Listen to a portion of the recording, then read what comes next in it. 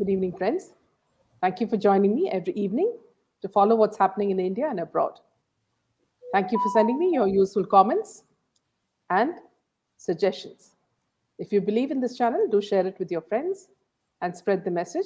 Our only mission is to bring you the truth and both sides of the story. Thank you very much for your support. Today, Jaydev and myself will talk about the Sunanda Tharoor death case. Welcome, Jaydev. Thank you. Good evening to all the viewers.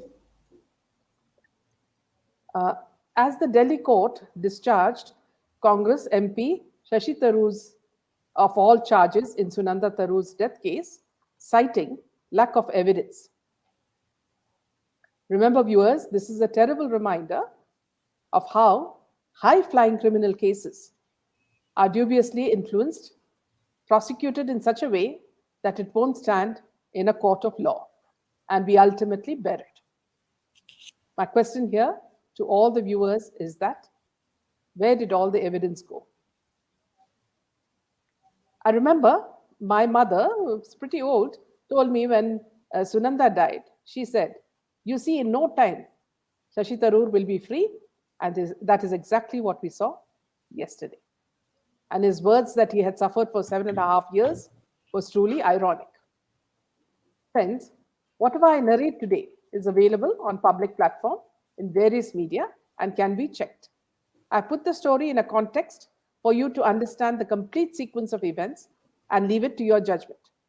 We've also used excerpts from the biography of Pushkar's life written by Sunanda Mehta, a journalist, titled The Extraordinary Life and Death of Sunanda Pushkar, published by Macmillan.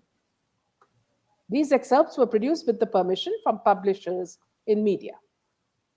Friends, this is a case I've been following right from the start and fighting for aggressively on social media, just as what we are doing for now, SSR, the Jia case, the Janvi Kukreja case, the Disha Salian case. And I remember Dr. Swami was the one who exposed everything till the end. But truth has a way of getting hidden in our present scenario. I remember I was in Dubai when the news flashed that Sunanda Tharoor was found dead in a luxury suite in the Leela Hotel, Delhi on the night of January 17th, 2014. I was shocked, just as we were in Sushant Singh Rajput's case. In 2015, when the Delhi Police Commissioner claimed that the late wife of Congress politician Shashi Tharoor was poisoned to death, it sent shockwaves through the political circles of the national capital. The police commissioner, B.S. Basi, said Sunanda was murdered and the poison was either given orally or injected. Police then registered a murder case and decided to send forensic samples abroad for testing. Now, Jaydev will first take you through the timeline of events regarding Sunanda's death. Viewers, this is a detailed presentation, so please keep your coffee near you and listen, give us your ears patiently. Here is the timeline. Good evening, viewers. So this is a complete list of dates and what exactly transpired right from January 16, 2014 up till today. So on January 16, 2014, Sunanda Pushkar engages in a war of words with Pakistani journalist Meher Tarar on Twitter over the latter's alleged affair with Shashi Tharoor. On January 17, 2014, Pushkar is found dead under mysterious circumstances at Delhi's Leela Palace Hotel. Owing to her medical history, suspicion of suicide, and the possibility of drug overdose were probed. On January 19, 2014, several reports said that the doctors who conducted Pushkar's post-mortem revealed she had a dozen injury marks on her hands and an abrasion on her cheek. They added that the anti-anxiety drug aprazolam was present in her body in nominal traces and that there were no findings suggestive of drug overdose. On January 21st, 2014, the sub-divisional magistrate heading the inquest says Pushkar died of poisoning. On January 23rd, 2014, the probe is transferred to the crime branch of Delhi Police. The same day, traces of two medicines. One is namely alprazolam, which is an antidepressant, and Excedrin, a painkiller, were found in her body. On January 25th, 2014, the case is transferred back to Delhi police. On July 2nd, 2014, Dr. Sudhir Gupta, who you all know in the SSR case, an AIMS doctor who was leading the panel that conducted Pushkar's post-mortem, alleged that he was being pressured to alter the autopsy report, which was reported by the Indian Express. On September 30th, 2014, the viscera report submitted by AIMS doctor was submitted by the AIMS doctor to Delhi police. Now, on January 1st, 2015, the then Delhi Police Commissioner B.S. Basi concluded that Pushkar's death was caused by murder and not suicide. Delhi Police registers FIR against unknown persons under Section 302. On January 15, 2015, Delhi Police receives AIMS Medical Board's advice on the US FBI lab report on Pushkar's viscera samples to identify the cause of her death. Her viscera samples were sent to FBI lab in Washington, D.C. in February 2015 to determine the kind of poison that killed her after an AIMS medical board identified poisoning as the reason behind her death, but did not mention any specific substance. The FBI report virtually ruled out the theory of polonium poisoning having caused her death. So, November 2015, Delhi police asked journalist Nalini Singh for help. So, Singh was allegedly one of the last persons to speak to Pushkar. So, according to media, Pushkar had allegedly sought Singh's help to retrieve messages between Tarur and Meher Tarar. So, on February 2016, Tarur is questioned by a special investigation team of Delhi police, where he claims Pushkar died of drug overdose. Of Delhi police, where he claims that Pushkar died of a drug overdose. So, on March 2016, Tarar meets a senior officer after coming to Delhi and denies any connection or knowledge of Pushkar's death. So, in July 2017, BJP leader Subramaniam Swamy moves Delhi High Court for SIT probe into Sunanda Pushkar's death.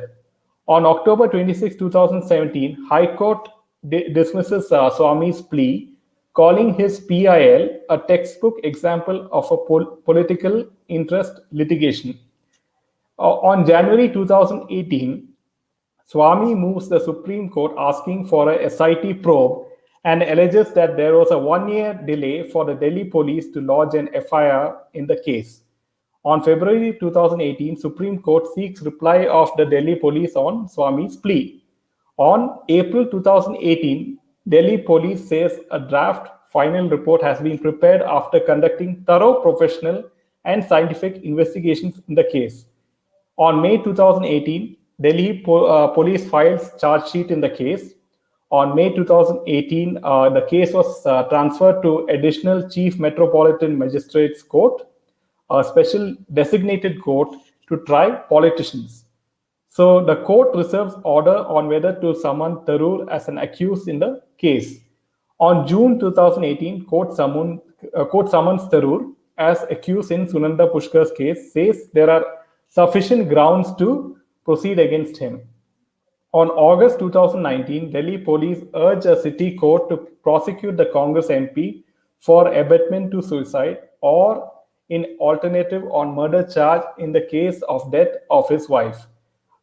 Please frame sections 498A, husband or his relative subjecting a woman to cruelty, 306, which is abetment of suicide, or an alternative 302, which is murder, IPC against the accused, which is Tarur. The probe agency told Special Judge Ajay Kumar Kuhar. So on February 2020, the Delhi High Court seeks AAP government's response on Tarur's plea that the police be directed to place before the trial court certain tweets of his wife before her death in 2014. So Tarur claimed that the tweets of his wife in the days prior to her death would be an indication of her state of mind. So on June 2020, Tharoor approaches the Delhi High Court seeking direction to the police to take steps to preserve the Twitter account and tweets made by his wife prior to her death. On July 2021, Delhi court adjourns for nearly a month the order on whether to put Congress leader Shashi Tharoor on trial in a case related to his wife's death. During the arguments, while police had sought framing of various charges, including 306, which is abetment of suicide, senior advocate Vikas Pahwa, appearing for Tharoor, told the court that the investigation conducted by the SIT completely exonerated the politicians of all charges leveled against him. So on August 2021, which is now, the Delhi court clears Tharoor of all charges. So let us go back in time and look at Sunanda's background. Yeah. Okay. So now, once we have the chronological order of what exactly happened, let us look at this. The background of this high-profile lady. Sunanda Pushkar, as we all know, was the third wife of the former Indian diplomat and Congress MP Shashi Tharoor. She was born on June 27, 1962, in a Kashmiri Pandit house.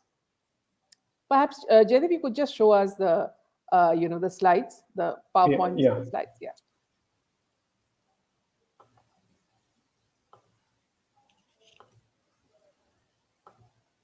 So it's like the love story is between a lady from Kashmir, and maybe Jaydev, you could make it bigger. A lady from the north of India, the tip of India, the north, and the tip of India in the south. That's Shashi Tharoor is from Kerala. So here you'll see, if you can just make it a little bigger, Jay. Yeah. So in the first image, you will see Sunanda Pushkar with a father and her brothers. And the second image is of her husband, Sunanda, and her husband, Raina. And the third image, if you could just go a little, is of Sunanda and her son, Shiv. So this basically is, a few pictures from her background. Yes, Jaydev, that's enough. So Yeah. So she was born on June 27th in 1962 in a Kashmiri Pandit house. Sunanda moved from Bomai to Jammu in 1990 after the family's house was set on fire by the militants. And as you know, she was found dead in her suite at Delhi's Leela Hotel on January 17, 2014. Her death has been often described as one of the most mysterious and controversial cases in recent times. Ever since her body was found in the suite, number 345 of Delhi's Leela Hotel, conspiracy theories and allegations have haunted her family. She is best described in the words of her husband, Sanjay Raina, who recalled his relationship with Sunanda in an article in India Today. Jaydev, can you tell us about this, sort of what Sanjay has, explained about Sunanda and his relationship with her?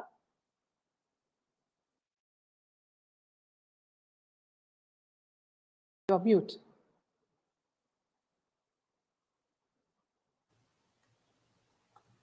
Yeah, see, with regards to Sanjay Raina, he narrated to India Today. Like I remember a Wednesday spring morning in Kashmir in 1984, when a very pretty and charming 22-year-old girl was introduced to me at work by my boss. So her name was Sunanda Pushkar. She had started work as a restaurant hostess at the Srinagar hotel I worked in. I was a couple of months older and an assistant manager, dressed in an olive green churidar and rust colored kurta with chinner leaves embroidered on its neck and border. She had the finesse particular to children with an army background, which is full of life, slightly flirtatious, gleaming with confidence, and good to talk to. A couple of weeks at work, and both of us took a liking for each other. Yet there was this formal professional barrier we maintained until one day I had just finished work and was going home on my bike. So Sunanda was standing at a bus stop in blue jeans and a yellow shirt. I stopped, looked at her, and before I could even ask, she hopped on saying she really loved bikes. She then said she loved shikara rides. The next minute, we were in a shikara on Dal Lake against the settling sun. So she seemed to have done some research on me. So she asked me to sing for her, which I did. Love was all around. Soon enough, we knew that the attraction was much more than just affection or mutual liking. I would leave home for work an hour earlier simply to go and fetch her from her uncle's home where she was staying. Coffee at the Air Force mess on the way to work was almost a daily routine. Sunanda was totally her father's girl, extremely close to him and not half as close to her mother. She would spend hours talking about her elder brother. Her younger brother was like a son to her. She really cared for him. Soon enough, she introduced me to her father, and like any other guy in such a situation, I was put through a grilling session while she smiled at me, standing behind her father. We got engaged in 1985. One fine day, she told me that she wanted to pursue a fashion course in Delhi. I encouraged her and moved to a Delhi hotel. She joined the Fashion Institute in South Extension, completed her course, and we got married. It was a perfect summer wedding. From the bustling city of Srinagar to the countryside of Sopore, the drive was lovely and the ceremony was amazing. Everything was bliss. We returned to Delhi and life was good, but destinies were changing and the time was altering our relationship. Like any other couple, we had disagreements and parting was imminent. Maybe we rushed into it, perhaps we were too young, but that is all in hindsight. How, why, and when we broke up is not important, but that both of us moved on in our own ways, looking ahead, is what matters. I can never forget us being in Rishikesh, and at 10 p.m., she wanted to have a banana split at the Oberoi in Delhi. We just got into the car and drove to Delhi, reached the hotel, had dessert, and drove back. That was Sunanda, impulsive, cute, full of surprises, and always in a hurry. I had also seen Sunanda being driven by desire, hungry for fame, and struck by glamour. But what I admired about her is that she achieved it. Over the years, we did meet a few times, either socially or by accident. When the IPL controversy broke out, I knew she would emerge a winner, and she did. I was saddened when Sujit, which is Sunanda's second husband, passed away. I did think about her and how she would cope. Now that she had a son too, but she was a fighter. She emerged successful. I was extremely happy the day she got married to Shashi Tharoor. It was good to see her settled. I remember the day Sunanda that I first met, Pinky as she was called at home, and Sue as I would call her. Maybe the world did not understand you well. Maybe you were in a hurry to understand the world, or perhaps you were too good for this world. So let's move to Meena, where Sunanda narrates her life after the divorce. Divorcing, yes. Yeah. Thank you, Jaidev. In her own words, viewers, she says, about her divorce with Raina, she says, "My first marriage is the dark side of my life. People say that Sanjay Raina divorced me. The truth is that I divorced him. It was a troubled relationship. I was 19 when I met Sanjay. Marrying him was a big mistake of mine, although I soon learned that it was a mismatch. And I even told my father about it, but he did not pay heed. In Delhi, I had to face many difficulties in getting divorced from Sanjay. My family members were not in favor of the divorce. After this divorce, Sujit supported me. At that time, he was with another woman. I was just his friend then. Sujit is the person she married the second time.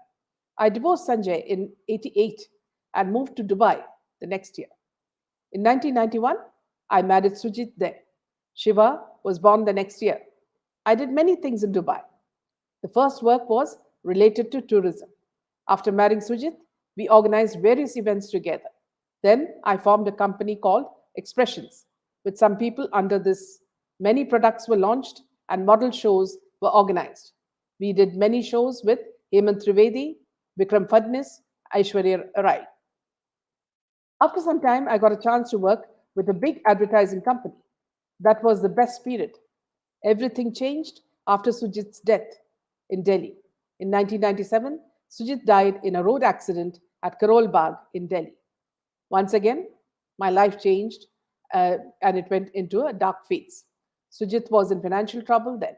After his death, the lenders used to threaten me. Meanwhile, Shiva started to remain silent and he stopped speaking. He was 4 years old. Speech therapy was not so popular then. So I took him to Canada for treatment. Then I had to help my family along with paying off Sujit's debt.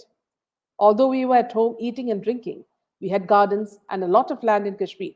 But after 1989, like other Kashmiris, our situation had changed. I had to look for a new job in Canada. Then everyone was looking for computer engineers of India. I worked in an IT company. Things changed in no time, and I bought a house with a BMW car. The 9/11 incident badly affected the IT sector. There came a time when I had no work. In 2004, a real estate company named Best Homes offered me a job as a general manager in Dubai. This was my favorite job. I found that Dubai has changed a lot and all my friends have become wealthy. Shiva did not like Dubai. I started thinking of going to Canada again when Thickham Company offered to work with me. Soon I bought myself a Range Rover and started living in a beautiful apartment. It was in Jumeirah Palm. I bought one flat in Jumeirah Beach and two in Executive Tower. I met Shashi about 2 years ago in 2008 through my friend Sunny Varki. It took about 5 months to develop a friendship with Shashi Tharoor. I knew Karim and Ali Murani since 1998 when he joined IPL's KKR. I used to tell him how he can earn more money. Friends, you will know who is Karim Murani. He is the one who is always seen with Shah Rukh Khan. Also, bear in mind here, friends, you'll see that Sunanda, when she says this, she already knew that IPL was a money making venture and not sports. Now, excerpts from her biography were published in various media, as I told you. It goes like this. In the biography, it says in Dubai, Sunanda initially struggled to find employment, but then landed a job in the tourism industry. She conceived cruises and dune packages much before they became the norm for Dubai tourists and amassed a neat cachet of corporate clients. Sunanda then went on to start an event management company called Expressions, which organized fashion shows and model shows for product launches. The events roped in big names such as Riya Pillai, Hemant Trivedi, and Aishwarya Rai. Sunanda believed she was a trendsetter, that these shows only later became a staple in the glamour world. Her networking skills, which enabled her to win prime sponsors, started to get her a fair amount of attention in the industry. When the Gulf War started, she did big fundraisers for the We Love Kuwait campaign. She also did big multi-dollar events for a company called Modern Pharmaceuticals. Life had started to look good for Sunanda. Much of her contentment also stemmed from her marriage to Sujit, who she confessed to her best friend years later, and just a few days before her death, was the only man she truly loved.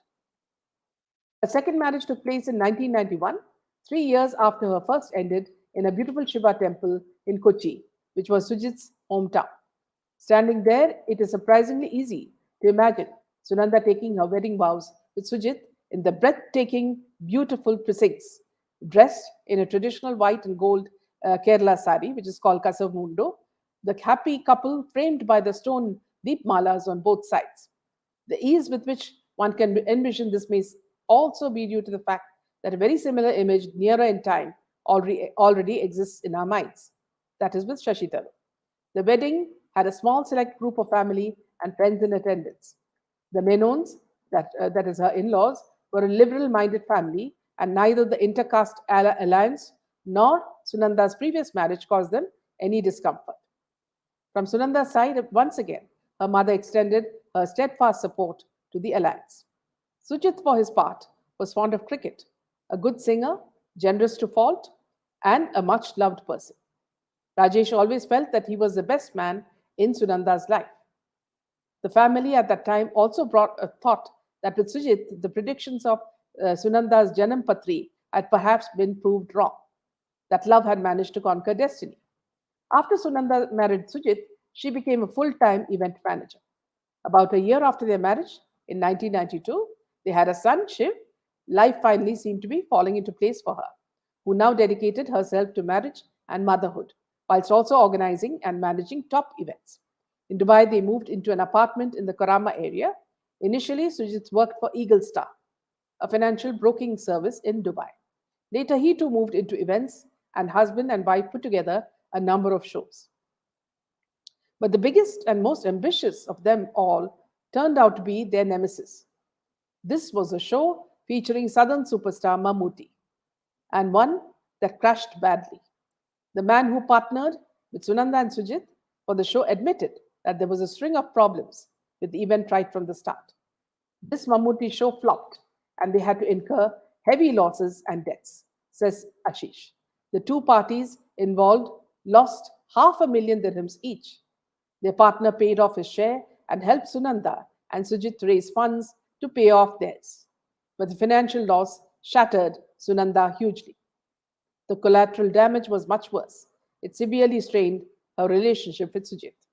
Sunanda and his relationship had been steadily deteriorating since the show's failure and consequent financial loss. And the couple perhaps felt that a bit of distance would help them to gain a better perspective of their marriage. So Sujit went to Delhi, where he started an export import company called Quality Goods Marketing, which operated more like a trading company. He started traveling between Delhi, Mumbai, and Pune on business. Being perpetually on the move, he did not set up an establishment anywhere and lived in hotels. In the meantime, Sunanda had joined an advertising company called Bozel Prime, owned by Ravi Vasandane, and was made head of the alternative marketing department. Sunanda was very good at networking, and the agency's clients liked her working with her, owing in part to her gregariousness and charm, coupled, of course, with her unfaltering professionalism. She would even send money to Sujit to help him with his business operations and personal expenses, even as she juggled her roles as mother and the family's main provider. Adding to all this was another responsibility she had taken upon herself for the past few years, that of her younger brother Ashish. Life was beginning to take an amazing turn for Sunanda. She excelled at work and was evolving as a person and as a professional. Her only worry was Sujit's situation. She would send him money, but it would never last. Whatever businesses he started would fail. She would ask him to return to Dubai, but that was never to be. Sunanda would often fly down to India to meet Sujit and help him with his business ventures. The couple tried their hands at many enterprises, ranging from food to films. Back in Dubai, however, her work was being appreciated, and with Ashish and Shiv by her side and close friends like Chan and Mohi for her to rely on, life seemed to be gaining momentum. By this time, Sujit and she were perceptibly drifting apart. But before either could take a call on the marriage and its future, Sunanda's life once again took a dramatic turn. It was a car accident. It was a suicide, Sunanda told me that herself. He hanged himself from the ceiling fan of his hotel room. He had a brain hemorrhage and was found dead in a hotel in Karolba. He was murdered by people to whom he owed a lot of money. It was an accident, but made to look like a natural death. They picked him up from the road and took him to the hotel room and then called the cops. In March 1997, Sujit was found dead in a hotel room in Delhi. Many years before Sunanda's own death was to spawn multiple theories, it was Sujit's untimely death which is shrouded in mystery and became the subject of much conjecture. No one seemed to know whether his death was due to natural causes, a murder, or a suicide. In her biography, Sunanda is described as a glamorous socialite celebrated for her good looks, passionate manner, also a trite short tempered, who often threw tantrums at high profile parties. She had reportedly flung her glass of wine into the face of a renowned television news anchor at a dinner bash. Her three marriages, innumerable men friends, some of who became romantically involved, her generous nature, her mercurial relationship as a mother to son Shiv from her second marriage with Sujit. Indeed, this biography is just like a fairy tale that went wrong. The writer also probes the bond Pushkar shared with Shiv, and she writes she would often impart to Shiv life lessons, though not in the most traditional way. For instance, she would advise him just once and never repeat herself. As a growing school student, Pushkar was affectionate and protective of her younger brother Ashish. Mehta writes of several instances when Pushkar came to the rescue of someone in trouble. She was known to have the largest heart in the family. Her business stints in Dubai and also in Toronto are described in telling detail about her relationship with the men who aided in the transition of her base from India to those countries. Time and again, Pushkar's relationship with a man took the same course. First, it was passionate and loving, soon to descend into ugly, vitriolic accusations and disgust. So, before we go on to the next part, Jaideep, if you could show the PowerPoint so that we can show the different relationships that she had. Friends, please bear with me just a few seconds. We look at the pictures and then move back to the story.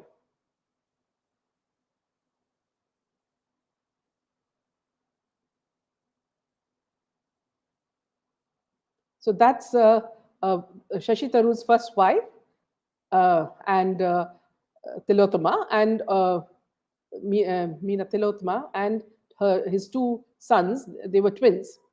So that's at the wedding of one of the sons. Could we move on to the next one? Yeah, if you could move up. Yes. Jaidev, could you just move to the face? So it was his second wife, Christian Giles. This was when he was in the UN.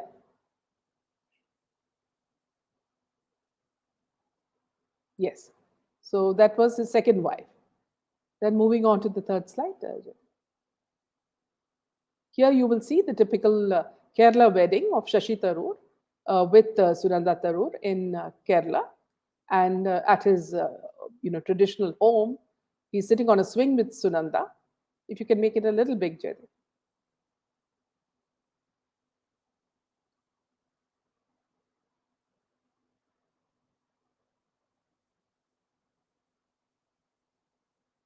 Yeah, the first one you can see Shashi with his sister and with Sunanda at a typical Kerala traditional wedding.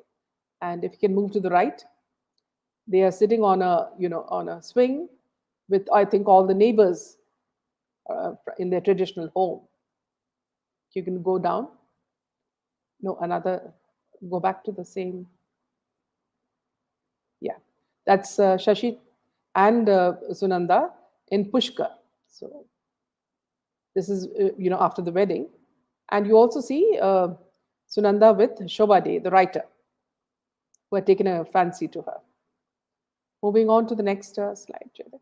Yeah, so here you see uh, Shashi was the blue-eyed boy with regards to Sonia Gandhi. She liked him very much, and he enjoyed a lot of space with the Gandhis. Moving on to the next one. Yeah, yeah, that is Amar Singh. So obviously, Amar Singh had a good relationship with a lot of these people, including Amitabh Bachchan. The next slide. Yeah. Here, this is the entry towards IPL.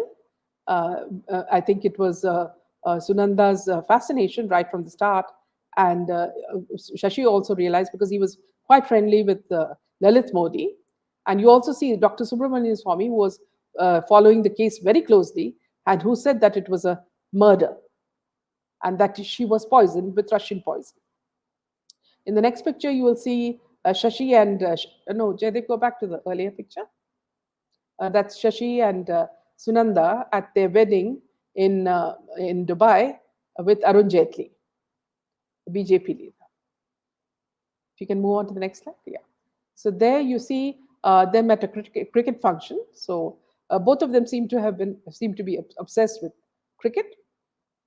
If you can make it a little big, Jaydeep, you can just magnify it. The lower picture.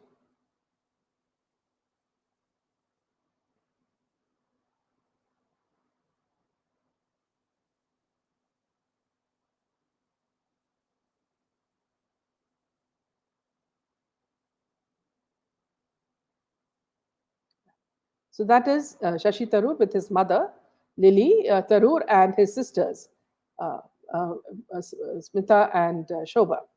Okay, moving on to the next slide. Jyoti. Those are during the early marriage days, the couple, Shashi and Sunanda. Yes, this is when Meher Tarar enters their lives. Meher Tarar was seen as many as an ISS spy, and she was the one. She accused Sunanda accused that Shashi had, Shashi was seen with her in a hotel room, emerging from a hotel in Dubai. That's Meher Tarar. And there was a war of words on Twitter between the two ladies, which became rather hot. That's again an image of both of them, and I think it was in Dubai, Meher and Shashi Tharoor. This is a picture of her dead body, Sunanda's dead body, in the suite in Leela Hotel. And if I'm not showing you any images of the marks on her body, because there were several marks on her body, on her wrists, on her chin, and strangulation marks, and her feet. So she, being a fighter, perhaps she did fight whoever was trying to, kill her. This is of Shashi and the brother and the son taking the body of Sunanda. This is of Shiv, the son, with Shashi and with the body in the ambulance. And the second is also of Shashi and the son. Apparently, the son was also, earlier caught taking drugs in Dubai, and Shashi had to use his influence to get him out. Okay, moving back to the story. Mehta has given an ample, sort of space to the Tharoor relationship, how the two met, fell in love, and their lavish wedding that looked straight out of a fairy tale. Mehta surmises marrying Tharoor appeared as the culmination of all that Sunanda had pursued and desired in life. He came with such impeccable credentials and pedigree that becoming Mrs. Tharoor's impeccable pedigree that becoming Mrs. Tharoor instantly propelled her into the world of both power and respectability. In fact, their marriage led to sniggers from quite a few. BJP leader Mukhtar Abbas Naqvi had apparently stated that the UPA should consider making Tharoor in charge of a new Ministry of Love Affairs. Veteran journalist Nalini Singh was certainly not among her best friends, but even she felt that Pushkar's outreach was amazing.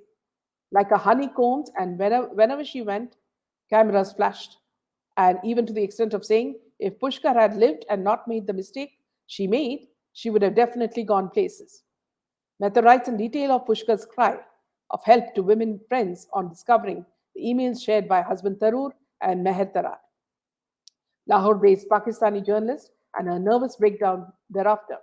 I also remember friends that many people used to mock her, fashion style. They made fun of the fringe that she had, to cover her forehead. And they would say that she doesn't know how to dress. And yet, everybody would follow her photographs very closely. Both Tarun and Pushkar had sons from their previous marriages, and they wanted a child together, a daughter. It was a third marriage for both.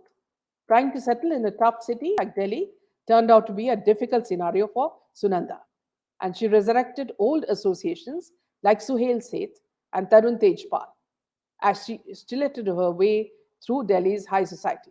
Now, Suhail Seth and Tarun Tejpal, we know Suhail Seth was caught in the Me Too movement, and Tarun Tejpal, as we know, was caught in the sexual abuse case of a young journalist in Goa when they had gone for a sort of a book fest.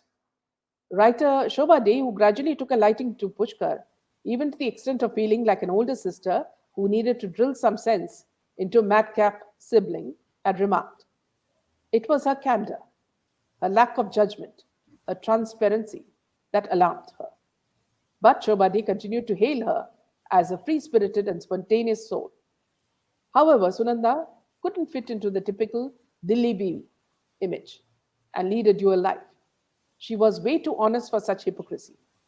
Expectedly, she began to feel left out soon enough, even as Tharoor continued his activities as a high profile politician.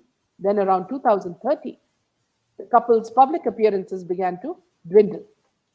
Mehta continues details of the IPL scandal and then how that too affected their relationship. The final straw was perhaps their spat about Taru's relationship with Meher Tarar, and which turned increasingly acrimoniously as it became more and more public. Now, Jaydev will tell us a little bit more about how she met Shashi Tharoor and the IPL link, which put them into a lot of trouble. Yeah, folks, before that, let us see how exactly Sunanda met Shashi Tharoor. So she met him through a common friend, Sunny Worky. So he's a very famous educationist in Dubai. He was the Congress MP, and Shashi was the Congress MP and Sonia Gandhi's blue-eyed boy. So Shashi hailed from Kerala and was born and brought up in Calcutta to Chandran and Dilli Tharoor. And he has like two sisters. From a young age, he was a high flyer and he got a scholarship and went to USA. So Tharoor was earlier married to Tilotama Mukherjee and later to his UN colleague Krista Giles. So he met Sunanda in 2009 and he got married to her in 2010. So an author, Tharoor, served as Under Secretary General during Kofi Annan's leadership of the United Nations and was a candidate to replace him as Secretary General in 2008. So after being beaten to the post by Ban Ki-moon, he then entered Indian politics as a member of parliament for Kerala. So Tharoor had to resign from his first ministerial post in 2010 after revelations that his then girlfriend Pushkar had been given a free stake in a new Indian Premier League cricket team. So, typically seen as the man who concentrates on using convoluted sentences to show his prowess in English, he was and is also known as a playboy interested only in cocktail parties. Both were ambitious and wanted to make plenty of money. Shashi was already friendly with Lalit Modi of the IPL, and the two felt that IPL would be the right ground to fulfill their ambitions. And the name of their IPL team would be Kochi Tuskers India. Little did they know that this ambition would destroy one of them completely. Many felt that Sunanda died because she was going to expose the IPL scam to media the next day in a press conference. So, in fact, 2 days before Sunanda Pushkar was found dead in Leela Hotel, Delhi, she claimed to a reporter that she had taken the blame for alleged misdeeds conducted by her husband Shashi Tharoor during the auction for a cricket franchise of the IPL in 2010. So I took upon myself the crimes of this man during IPL. She told media, I will not allow this to be done to me. I just can't tolerate this. Pushkar also confirmed to the reporter that it was she who had been posting controversial Twitter messages on her husband's account that had allegedly been sent to him in private by a Pakistani journalist, Meher Tarar. Pushkar claimed that the journalist had been stalking her husband. After his wife's death in Leela Hotel on Friday, Tharoor called for an investigation and pledged his support to it, hoping to clear the speculation about him and his wife. So the controversy about irregularities in the ownership of Kochi Tuskers Kerala, a now defunct team of the IPL, had forced Tharoor to resign his position as India's Minister of State for External Affairs Minister in 2010. The controversy had also been set off by Twitter. In March 2010, a group of investors made a successful bid of more than $330 million to bring a team to Kochi in Kerala. So they had approached Tharoor earlier for guidance about bringing a team to the state since he represents its capital city, Trivandrum, in parliament. Lalit Modi later questioned by why a 25% share in the franchise was given to the group that included Sunanda Pushkar, who was not yet married to Tharoor at that point. Modi alleged that Pushkar's share was really intended as a hidden gift to Tharoor. So you see the connection here. So on April 11, 2010, Modi tweeted the names of the stakeholders in Kochi team franchise, which included Sunanda Pushkar, whose sweat equity in the franchise was estimated to be rupees 70 crores. So sweat equity shares are equity shares which are issued by a company to its employees or directors at a discount or as a consideration for providing know-how or similar value to the company. So Modi's revelations on Twitter were in violation of the Indian Cricket Board's confidentiality agreement, which does not allow the names of the stakeholders in any franchise to be revealed. So a day later, in response to a letter from the Cricket Board President, Shashank Manohar, Modi also alleged that Tharoor had pressurized him to stay away from the financial details of Pushkar. Now, opposition politicians then demanded Tharoor's resignation, but he initially defended himself, saying that there was no reason for the investors to bribe him as his ministry has nothing to do with the league and he had no way of influencing the auction. Tharoor met with then Prime Minister Manmohan Singh and senior Congress leaders to tell his side of the story, but then he resigned on April 19, ending a week of controversy. Though Pushkar announced that she would resign from her position on the team and give up her stake in the Kochi franchise, she retained her holdings after the cricket board told her that there was no provision in the IPL rules for surrendering shares. So on April 26, the Indian Cricket Board suspended Lalit Modi. The board suspension notice contained charges of financial irregularities while running the IPL and improper practices during the auction of the two new teams for the 2010 edition of the tournament, one of which was Kochi Tuskers Kerala. Modi was in 2013 banned for life from the Indian Cricket Board over the same charges.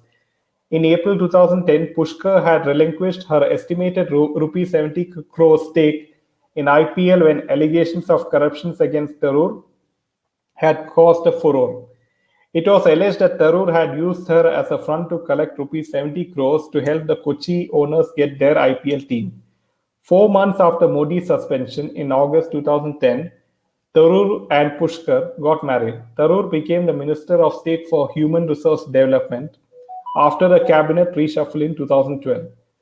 So, yeah, Meena, I believe you have something on Yeah, Shashi Tharoor's. Yeah. yeah. So, friends, Sunanda was aware that Shashi Tharoor was not an easy man to handle, as he had a roving eye. Any woman who passed by, he would be, busy looking at her. So the real problem came in the form of a Pakistani woman who most claimed was an ISI spy, Meher Tarar.